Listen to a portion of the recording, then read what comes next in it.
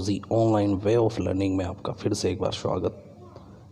मैं मनीष आपके लिए लाया हूँ 10th क्लास की मैथमेटिक्स की बेहतरीन क्लासेस। और आज की क्लास में हम पढ़ने वाले हैं 10.2 बिंदु पथ और उसकी माध्यिकाएँ और माध्यिकाओं से संबंधित प्रश्नों को हल करना। तो मैं आपको प्रीवियस वीडियो में पढ़ा चुका हूँ 10.1, जिसके 2 पार्ट मैंने पढ़ा चुका हूँ। उन दोनों पार्ट्स को आप मेरी प्लेलिस्ट में जाकर और देख सकते हैं। और मैं आशा करता हूँ कि उन वीडियो से आपके सारे कंसेप्ट क्लियर हो गए होंगे। नहीं हुए हो तो 1-2 बार और देखो ताकि आपके कंसेप्ट क्लियर हो जाएंगे, क्योंकि ये प्रश्नावलियाँ वो है रटने की नहीं है, समझने की। ट्रिक्स अगर समझ में आ गई तो आपके बेसिक सारे क्लियर हो जाने हैं। तो आज हम स्टार्ट करते हैं 10.2, जिसमें हम पढ़ते हैं माध्यिका। और माध्यिका के बारे में सबसे पहले हम स्टार्ट करते हैं। देखो मीडियन, माध्यिका को हम मीडियन बोलते हैं इंग्लिश में। क्या होती है माध्यिका? देखो, त्रिभुज के किसी शीर्ष को सम्मुख भुजा के मध्य बिंदु से मिलाने वाले रेखाखंड को त्रिभुज की माध्यिका कहते हैं। यानी कि ये एक त्रिभुज है, ये त्रिभुज का क्या कहलाता है? शीर्ष। ये क्या कहलाते हैं? शीर्ष। जैसे ये ए शीर्ष, यहाँ पर बी शीर्ष, ये सी शीर्ष। अगर किसी त्रिभुज के शीर्ष से सम्मुख भुजा का मतलब होता है इसके सामने वाली भुजा कौन सी है? B C. इस भुजा के मध्य बिंदु को, यानी कि इसको शीर्ष को सम्मुख भुजा के मध्य बिंदु से अगर मिला देते हैं, यानी इसका नाम दे दिया जैसे डी, तो ये जो ए डी है ये त्रिभुज की क्या कहलाएगी? माध्यिका कहलाएगी। क्या कहलाएगी? माध्यिका। अब आगे हम बढ़ते हैं कि त्रिभुज में 3 शीर्ष होते हैं। कितने शीर्ष होते हैं? 3। त्रिभुज में 3 शीर्ष होते हैं, इसलिए त्रिभुज में 3 माध्यिकाएं होती है। ठीक है, देखो त्रिभुज में 3 शीर्ष होते हैं, ए बी सी। तो तीनों से 3 माध्यिका बनेगी ए डी, एक बनेगी बी ई और एक बनेगी सी एफ। ठीक है, अब आगे कुछ एक इम्पोर्टेंट नोट पढ़ते हैं त्रिभुज के बारे में। कोई भी त्रिभुज तभी संभव होता है जब त्रिभुज की किन्हीं 2 भुजाओं का योग उसकी तीसरी भुजा से अधिक होता है। यानी कि ये एक थ्योरम है जिसको प्रूफ करने की ज़रूरत नहीं है, हमारे कोर्स में सिर्फ इस रूल को फॉलो करना है।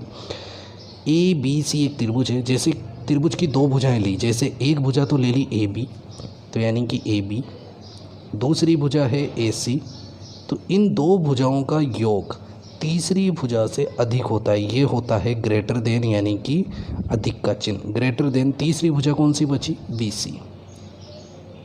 ये बी सी। ठीक है, कोई सी भी 2 ले लो, जैसे ए बी और बी सी ले लो, तो A B plus B C greater than किससे हो जाएगा? ए सी से। फिर बी सी प्लस ए सी भी ले लो, तो ये ग्रेटर देन तीसरी भुजा कौन होगा? ए बी हो जाएगा। तो ये रूल आपको फॉलो करना है। तो ध्यान रखें, त्रिभुज की 2 भुजाएं कोई सी भी जिसका योग जो है वो तीसरी भुजा से क्या होता है? अधिक होता है। नेक्स्ट देखते हैं शीर्ष लंब के बारे में। त्रिभुज के किसी एक शीर्ष से सम्मुख भुजा पर लंब डालने से प्राप्त होता है तो उसे ही शीर्ष लंब कहते हैं। जैसे इस तरह से ये त्रिभुज है, ठीक है, ये त्रिभुज है, इस त्रिभुज के शीर्ष से, ठीक है, इसको बोलते हैं शीर्ष। ठीक है, त्रिभुज के शीर्ष से सम्मुख भुजा पर, यानी कि इस पर अगर मैं क्या डाल देता हूँ? एक लंब डाल देता हूँ। कितने डिग्री पर? 90। तो ये जो है वो ही क्या कहलाएगा? आपका शीर्ष लंब कहलाएगा। ठीक है, यानी कि हमेशा शीर्ष से सामने वाली भुजा पर अगर लंब डलता है तो उसे शीर्ष लंब कहा जाता है। तो 3 शीर्षों से डाले गए लंबों का संगमन बिंदु लंब केंद्र कहलाता है। ठीक है, तो इस बात को समझते हैं कि ये बात हमने क्या बोला। देखो, ये एक त्रिभुज था, तो इस बिंदु से भी आपने क्या डाल दिया? सम्मुख भुजा पर एक लंब डाल दिया। ठीक है, और इस शीर्ष से भी सामने वाली भुजा पर यहाँ लंब डल गया, इस भुजा से भी यहाँ पर लंब डल गया। तो इस त्रिभुज में देखो कितने लंब हो गए? 3 लंब। तो 3 शीर्षों से 3 शीर्ष लंब डलते हैं, और तीनों शीर्ष लंब जिस बिंदु पर मिलते हैं उसे ही संगमन बिंदु कहते हैं। ये बिंदु कौन सा कहलाता है? संगमन बिंदु। यानी इस जगह मिल रहे हैं तो ये इसका कहलाता है लंब केंद्र। ये कौन सा केंद्र कहलाता है? लंब केंद्र कहलाता है। तो यही हमने यहाँ पर पढ़ा है। लंब केंद्र कहलाता है। केंद्रक क्या होता है? ये टर्म्स हैं त्रिभुज की जो हमें याद होना चाहिए माध्यिकाओं से संबंधित। त्रिभुज की तीनों माध्यिकाओं का संगमन बिंदु ही का केंद्रक कहलाता है। जैसे ये कोई त्रिभुज है ए बी और सी, तो ए से सामने लंब डाला तो ये बन गया ए डी माध्यिका आ जाएगी। बी से सामने लंब डालोगे ए सी के ऊपर तो ये बी ई आ जाएगी। सी से यहाँ पर लंब डाला तो ये सी एफ। तो त्रिभुज की 3 माध्यिकाएँ हो गई। तीनों माध्यिकाएँ जिस बिंदु पर मिलती है, इस बिंदु पर मिल रही है, यानी कि जैसे इसका नाम जी दे दिया तो ये जी ही क्या कहलाएगा? इस त्रिभुज का केंद्रक। तो क्या परिभाषा बन गई केंद्रक की कि त्रिभुज की तीनों माध्यिकाओं के संगमन बिंदु को केंद्रक कहते हैं। परिकेंद्र क्या होता है? त्रिभुज की भुजाओं के लंब समद्विभाजकों का संगमन बिंदु। ठीक है, परिकेंद्र के बारे में देखें कि त्रिभुज की भुजाओं के लंब समद्विभाजकों का संगमन बिंदु त्रिभुज का परिकेंद्र कहलाता है। यानी इस तरह से, जैसे ये त्रिभुज है तो यहाँ क्या करते हैं, भुजाओं का लंब समद्विभाजक, यानी इस भुजा पर लंब समद्विभाजन खींचा, इस भुजा का लंब समद्विभाजन किया, इस भुजा का लंब समद्विभाजन किया, तो ये तीनों लंब समद्विभाजन जो है वो इस बिंदु पर मिल रहे हैं। तो यही क्या कहलाएगा? इसका परिकेंद्र। ये कौन सा केंद्र कहलाता है? परिकेंद्र। तो ध्यान रखें, परिकेंद्र जो है वो भुजाओं के लंब समद्विभाजकों का संगमन बिंदु होता है। अंत केंद्र क्या होता है कि त्रिभुज के तीनों कोणों के समद्विभाजकों के संगमन बिंदु को त्रिभुज का अंत केंद्र कहते हैं। अब इसको बात को समझते हैं कि जैसे ये त्रिभुज है, इसमें क्या होता है? कोणों का समद्विभाजन होता है। इसमें क्या होता है? कोणों का समद्विभाजन होता है। तो कोणों का समद्विभाजन मतलब मान लो इस कोण का समद्विभाजन कर दिया, इस कोण का समद्विभाजन करोगे तो ये कोण, इस कोण का समद्विभाजन हो गया, और इस तीसरे कोण का समद्विभाजन किया तो ये कोण का समद्विभाजन होता। तो तीनों कोणों का जब कोण का समद्विभाजन जो होगा वो जिस बिंदु पर मिलेगा, यानी संगमन बिंदु जो होगा वही क्या कहलाएगा? अंत केंद्र कहलाएगा। वो ही क्या कहलाएगा? अंत केंद्र। परिकेंद्र में तो भुजाओं का लंब समद्विभाजन खींचते हैं और अंत केंद्र में तीनों कोणों का समद्विभाजन करते हैं। तो जिस बिंदु पर मिले वही आपका अंत केंद्र कहलाएगा। एक बात ये इंपॉर्टेंट ध्यान रखें, ये आपसे 1 नंबर में भी पूछ ली जाती है कि त्रिभुज का केंद्रक। ठीक है, ये इंपॉर्टेंट नोट है तो इसको ध्यान रखें आप कि त्रिभुज का केंद्रक त्रिभुज की माध्यिकाओं को 2:1 में विभाजित करता है। तो किस तरह से? देखो, ये एक त्रिभुज है, इसके कुछ रूल्स बता देता हूँ केंद्रक के बारे में कि ये एडी जो है वो त्रिभुज की क्या है? माध्यिका। सारी माध्यिकाएं मान लो इस बिंदु से गुजर रही है, किस बिंदु से? जी से। तो ये जो जी है, केंद्रक जो है, यही क्या कहलाता है? केंद्रक कहलाता है। ठीक है, ये सभी केंद्रक हैं, ये सारे केंद्रक थे, यहाँ से ही सारी माध्यिकाएं गुजर रही है। तो अब केंद्रक जो है इस माध्यिका को किस अनुपात में बांट दिया? 2:1 में। अब देखो 2 और 1 कहाँ पर लिखना है? शीर्ष वाला तो 2 कहलाता है और जो बचा वाला छोटा हिस्सा है वो 1 कहलाता है। तो ये हो गया 2:1। तो इसी तरह से चाहे कोई सा भी हिस्सा ले लो, जैसे ये त्रिभुज है ए बी सी, तो यहाँ पर अगर माध्यिका बनाते हैं बी ई, तो ये केंद्रक है इसका जी। तो ये वाला जो शीर्ष वाला भाग है ये तो कहलाएगा, ये तो क्या कहलाएगा? 2, और जो छोटा वाला हिस्सा है वो कहलाएगा 1, यानी 2:1 में विभाजित करती है। अब मुझे बताओ यहाँ से लेके टोटल बी से लेके ई तक कितना हो गया? 2 और 1 जुड़ गए, कितना हो गया? टोटल 3 हो जाता है। तो इसका ध्यान रखें, यहाँ से लेके यहाँ तक बी ई का मान कितना हो गया? 3 हो गया। अब कुछ बारे में बताता हूँ मैं। देखिए, जैसे मैं कहूँ ए जी तो कितना है?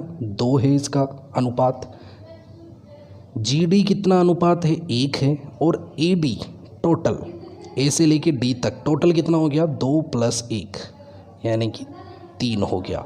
अब यहाँ पर ध्यान क्या रखना है कि ए जी, मैं पूछूँ आपसे कि ए जी जो है वो कौन सा हिस्सा है? किसका? ए डी का। तो आप कहोगे 2, क्योंकि ए जी जो है वो 2 है। बटा में हमेशा टोटल लिखना है, यानी कि 2/3। और किसका 2/3 है? ये ए डी का। क्यों?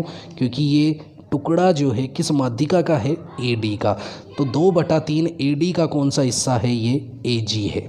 इसी तरह GD के बारे में क्या लिखोगे, GD बराबर, अब बताओ GD कौन सा हिस्सा है, 1, तो 1 लिख दो। बटा में हमेशा क्या लिखना है, 3, तो 1/3 किसका हिस्सा है, AG कौन सी माध्यिका का हिस्सा है, AD का। तो ये हो जाएगा AD, यानी कि AD का 1/3 भाग जो है वो कितना है, GD है।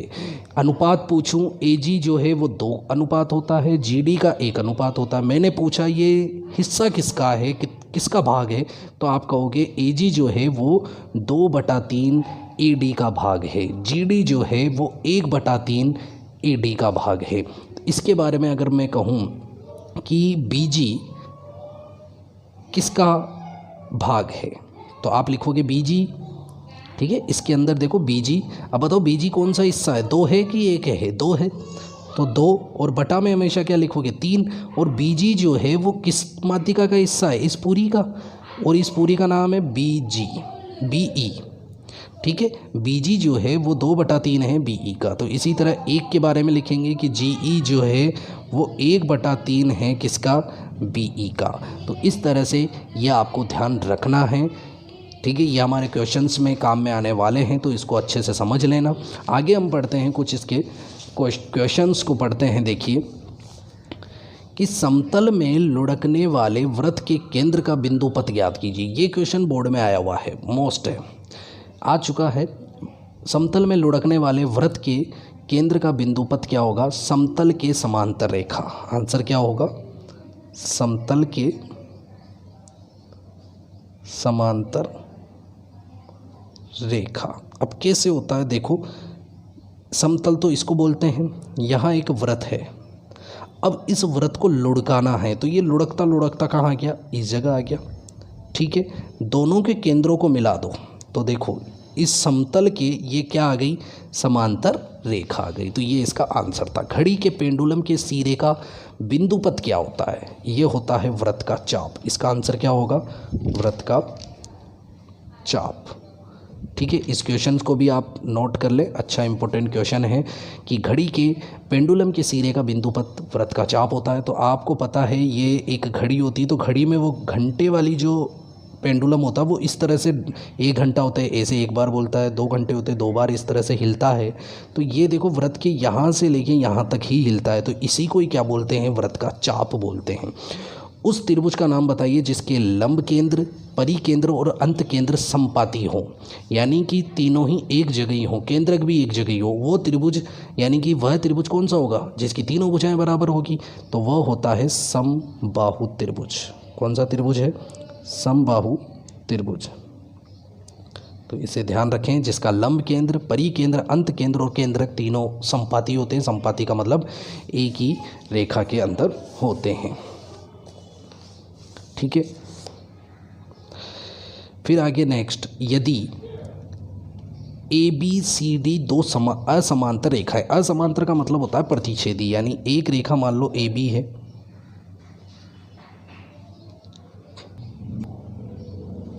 ठीक है, एक रेखा AB है, दूसरी रेखा CD है, ये दूसरी रेखा हो गई CD। ये असमांतर है, आमने सामने नहीं बनेंगे। जब इनको आगे बढ़ाओगे,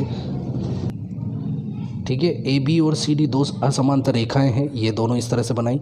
इनको आगे बढ़ाओगे तो असमांतर रेखाएं दोनों क्या हो जाएगी, कट जाएगी ये, ठीक है। समान दूरी पर रहने वाले बिंदु P, यहाँ पर मान लो कोई समान दूरी पे, इस जगह से ये समान दूरी पर है बिंदु P, और इससे भी समान दूरी पर है। तो ये समान दूरी पर जो स्थित बिंदु P है, ये दूरियाँ दोनों की समान हैं। तो बताओ इसका बिंदु पथ कहाँ स्थित होगा। तो एक लाइन इस तरह का पहले भी आया था सवाल, ऐसे खींच दो। तो ये कहाँ स्थित है, कोणों के समद्विभाजक पर। किस पर स्थित है, कोण के समद्विभाजन पर। तो इसका आंसर हो जाएगा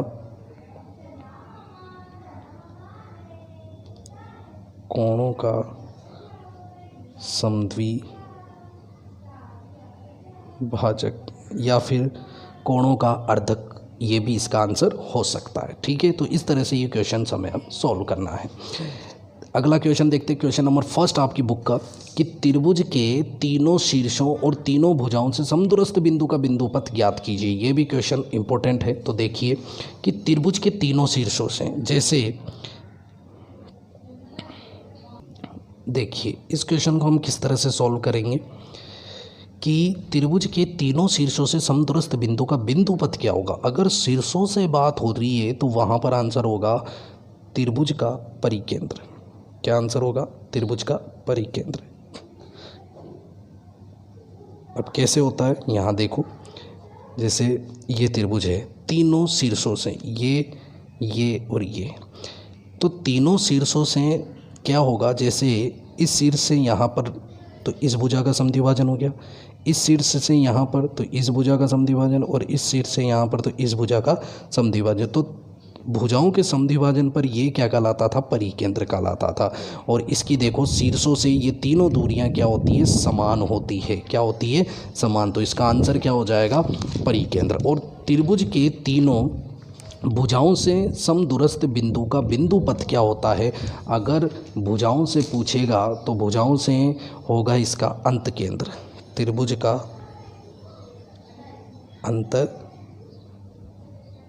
केंद्र होता है। ठीक है, तो किस तरह से होता है वो भी देख लीजिए। देखो आपने क्या करा, कोणों का समद्विभाजन करा, तो कोणों से जब भी समद्विभाजन करोगे तो ये इस तरह से, इस कोण का करोगे तो ये इस तरह से, इस कोण का करोगे तो ये इस तरह से। तो ये जो भुजाओं से दूरियां हैं, ये तीनों दूरियां, ये क्या होगी? समान होगी। तो ये दूरियां जब समान होगी भुजाओं से, तो ये किसका केंद्र कहलाता है? अंत केंद्र। क्यों? क्योंकि कोणों के समद्विभाजन का संगमन बिंदु ही अंत केंद्र कहलाता था। तो दो बातें आपको ध्यान रखनी है।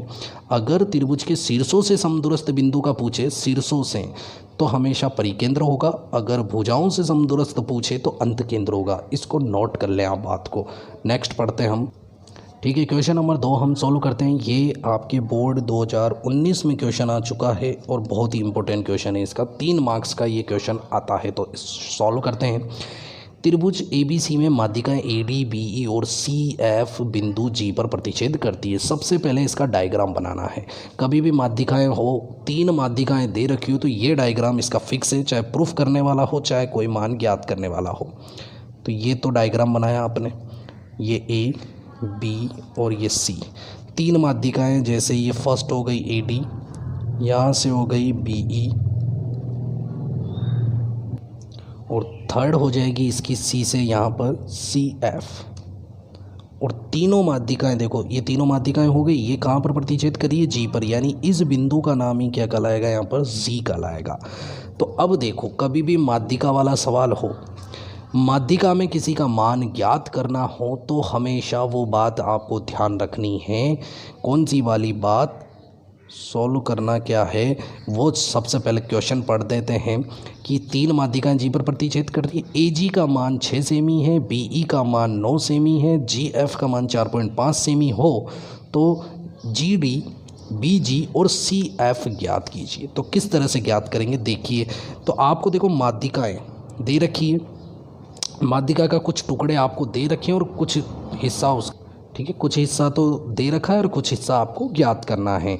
तो इसको सोल्व करने के लिए आपको केंद्रक वाली बात ध्यान रखनी है कि जो त्रिभुज की माध्यिका को केंद्रक 2:1 में विभाजित करता है। तो ये बात आप यहाँ लिख सकते हैं कि त्रिभुज की माध्यिकाओं को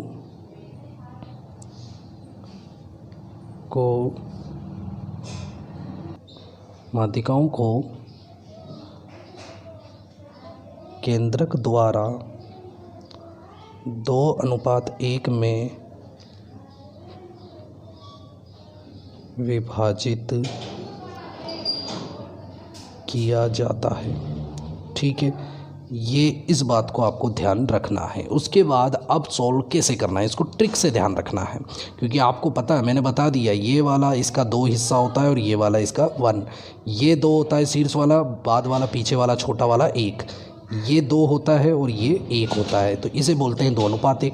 अब कैसे हल करना है, क्या क्या दे रखा है वो लिख लेते हैं। सबसे पहले AG बराबर तो 6 सेमी है, BE बराबर आपके पास है 9 सेमी है, GF आपको दे रखा है 4.5 सेमी, और ज्ञात आपको करना है GD question mark, BG question mark, CF question mark.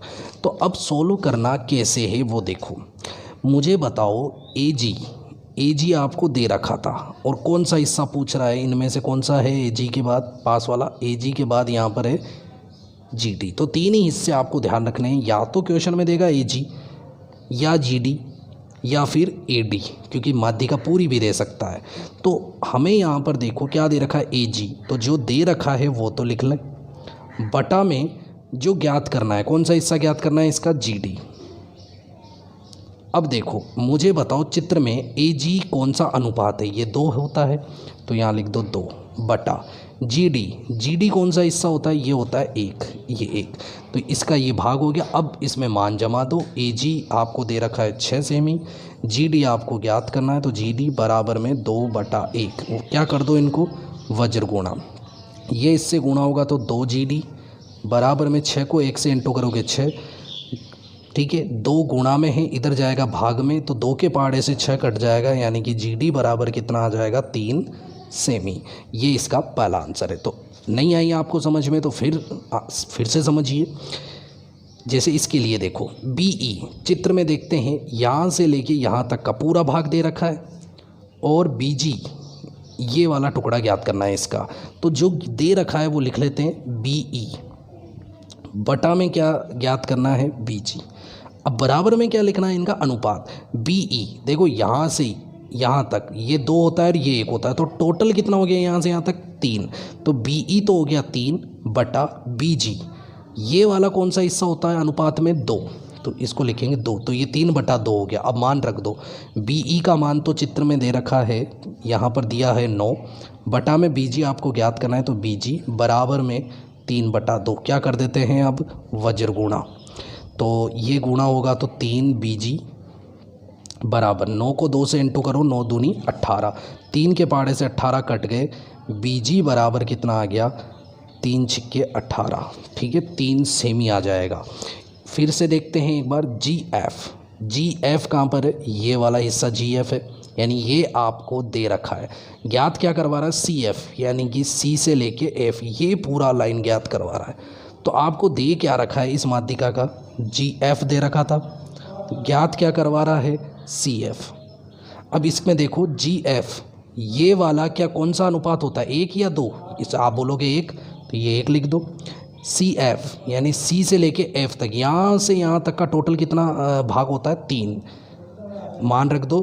जी एफ तो होता है 4.5 आपको दे रखा है, सी एफ ज्ञात करना है तो ऐसे कैसे, और बराबर में 1/3, क्या कर देंगे अब वज्र गुणा, तो सी एफ को 1 से इंटू करोगे तो सी एफ, और 4.5 को 3 से इंटू करेंगे तो सी एफ बराबर आ जाएगा, आपके पास आ जाएगा 13.5 सेमी, ठीक है, तो 13.5 सेमी। तो इस तरह से अतः करके सारे मान एक साथ लिख दें कि अतः जी डी बराबर तो था 3 सेमी, बी जी बराबर था 6 सेमी, और सी एफ बराबर है 13.5 सेमी, ठीक है, ये इसका आंसर है। तो शॉर्ट ट्रिक से आपको ध्यान रखना, बस ये महत्वपूर्ण बात आप लिख देना, ये ही आपको नंबर दिला देगी।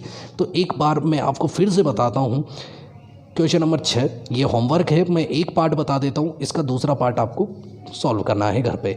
ए बी सी एक त्रिभुज की माध्यिका है, ए डी त्रिभुज ए बी सी में माध्यिकाएँ कौन कौन सी है, ए डी बी ई और सी एफ, जो बिंदु जी से गुजरती है यानी वहाँ पर प्रतिच्छेद करती है। जी एफ 4 सेमी है और जी सी का मान आपको ज्ञात करना है। तो पहले तो देखो डायग्राम बना लें इस तरह का, ठीक है, ये ए बी और सी, ए डी तो क्या कहलाएगी माध्यिका, दूसरी थी बी ई और तीसरी थी यहाँ से यहाँ तक सी एफ, तीनों माध्यिकाएँ यहाँ पर कटेगी जहाँ पर जी बिंदु है इसका।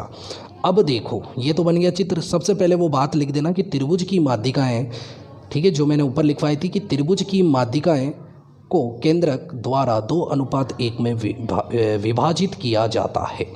तो वो लिखने के बाद आपको क्या करना है, दे क्या रखा है, देखो जी एफ बराबर कितना दे रखा है 4, ठीक है, ज्ञात क्या करना है जी सी ज्ञात करना है, जी सी, ये क्वेश्चन मार्क, ठीक है। अब चित्र में देखो दे क्या रखा था जी एफ यानी ये हिस्सा, तो ये लिख दिया जी एफ, बटा में क्या ज्ञात करना है, ये वाला हिस्सा ज्ञात करना है ये माध्यिका का, तो GC। अब यहाँ पर देखो बराबर में क्या लिखना है, इनका अनुपात लिखना है GF। चित्र में देखो GF कौन सा हिस्सा होता है बताओ, ये वाला एक होता है कि दो होता है, छोटा वाला हमेशा एक होता है तो ये एक, दूसरा था ये वाला GC। GC का अनुपात कितना है, यहाँ से यहाँ तक कितना है 2, तो ये 2 लिख दो तो ये 1/2 बन जाएगा। अगर टोटल हो तो उसको फिर 1 और 2 मिलकर कितना बना लिखना है वहाँ पर 3। मान जमाते हैं, GF का मान 4 है और GC का मान GC रहेगा क्योंकि ज्ञात करना है, और 1/2। अब कौन सा गुणा करना है, वज्र गुणा।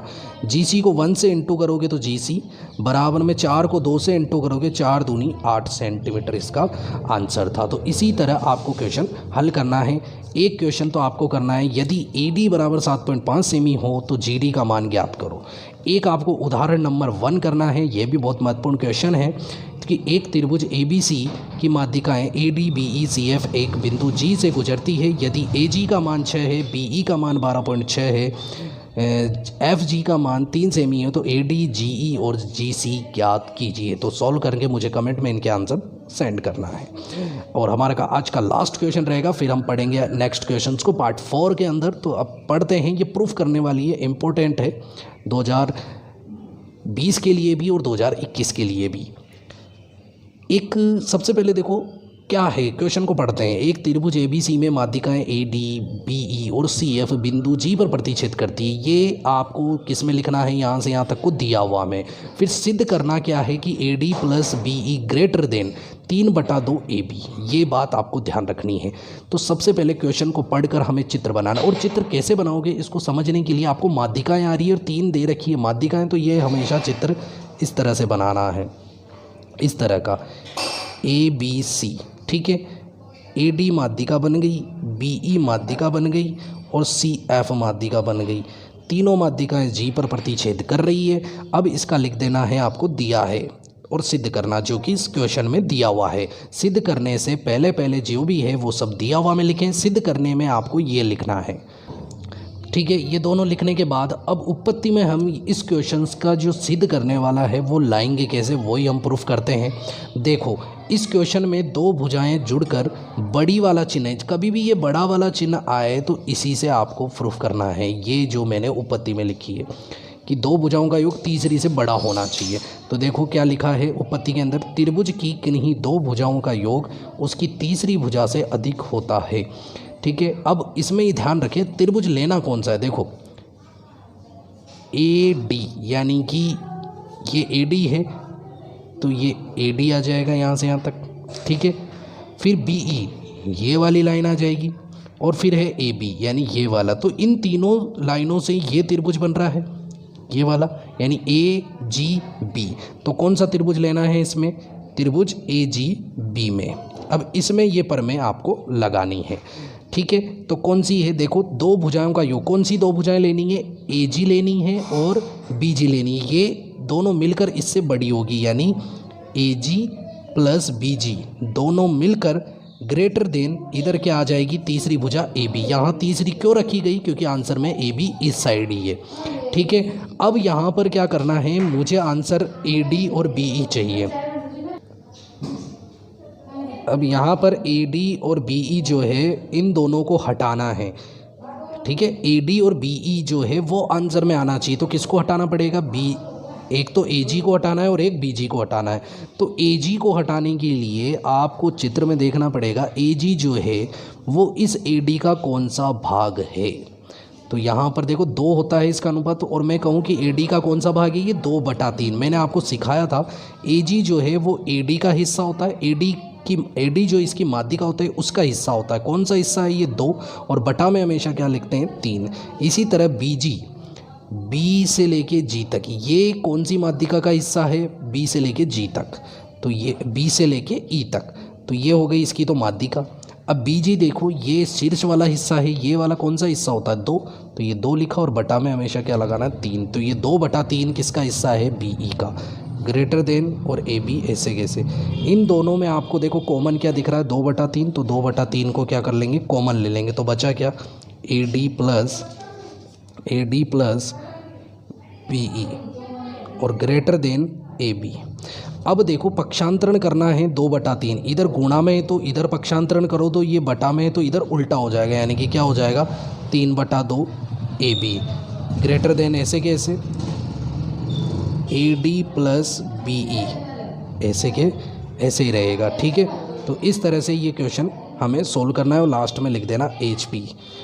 तो इसी तरह से ये प्रूफ करने वाला सवाल हमें आंसर में लाना था। तो ये महत्वपूर्ण क्वेश्चन है, तो इसको आप अच्छे से सोल्व करें। और इसका पार्ट 3 हमने पढ़ लिया है, तो पार्ट 4 के अंदर हम नेक्स्ट क्वेश्चन करेंगे। तो वीडियो को लाइक करें, शेयर करें और सब्सक्राइब कर लें मेरे चैनल्स को, ताकि हम अच्छे अच्छे क्वेश्चंस पढ़ते रहें। मिलते हैं नेक्स्ट वीडियो में। Thank you.